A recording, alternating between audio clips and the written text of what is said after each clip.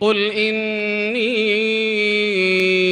أخاف إن عصيت ربي عذاب يوم عظيم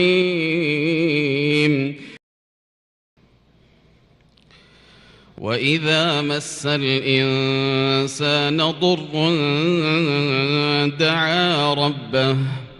دعا ربه منيبا إليه ثم إذا خوله نعمة منه نسي ما كان يدعو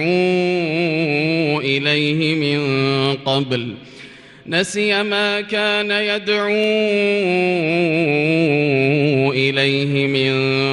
وجعل لله أندادا ليضل عن سبيله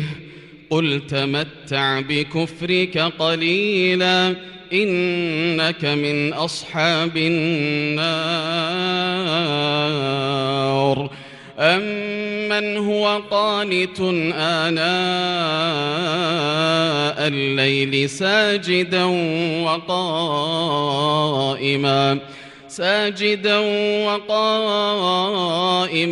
يحذر الآخرة ويرجو رحمة ربه قل هل يستوي الذين يعلمون والذين لا يعلمون إنما يتذكر أولو الألباب قل يا عبادي الذين آمنوا اتقوا ربكم للذين أحسنوا في هذه الدنيا حسنة وأرض الله واسعة إنما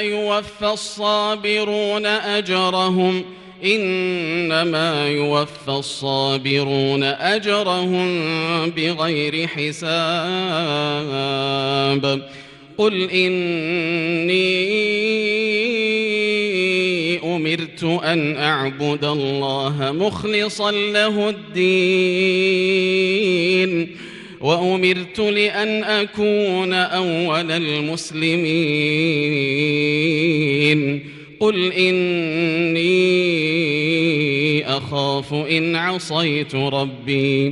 قل إني أخاف إن عصيت ربي عذاب يوم عظيم قل الله أعبد مخلصا له ديني فاعبدوا ما شئتم من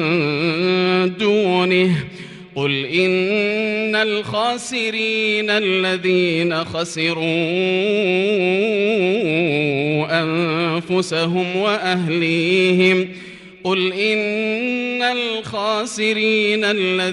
خسروا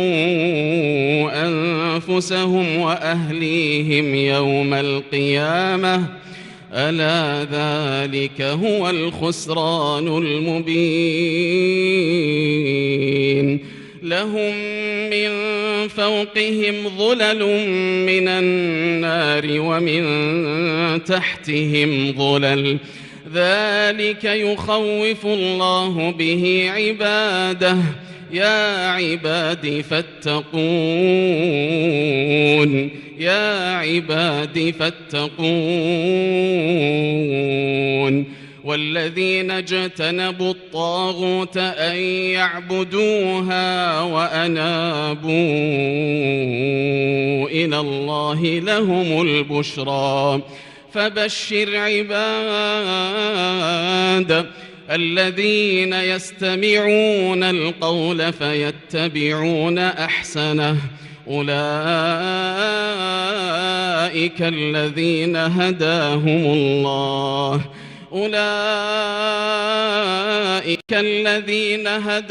الله وأولئك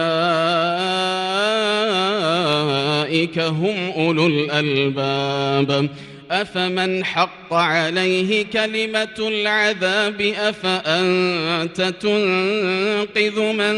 في النار لكن الذين اتقوا ربهم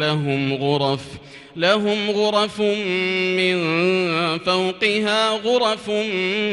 مبنية تجري من تحتها الأنهار وعد الله لا يخلف الله الميعاد. ألم تر أن الله أنزل من السماء ماء ألم تر أن الله أنزل من السماء ماء فسلكه ينابيع في الأرض ثم يخرج به زرعا مختلفا ألوانه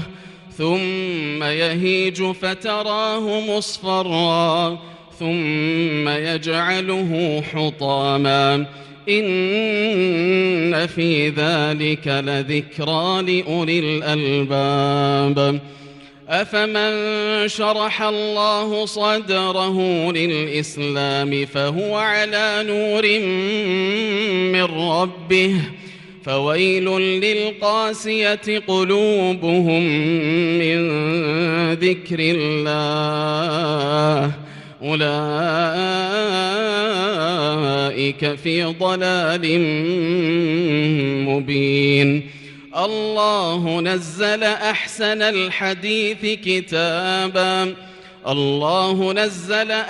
الحديث كتابا متشابها مثاني تقشعر منه جلود الذين يخشون ربهم ثم تلين جلودهم وقلوبهم إلى ذكر الله ذلك هدى الله يهدي به من يشاء ومن يضلل الله فما له من هاد.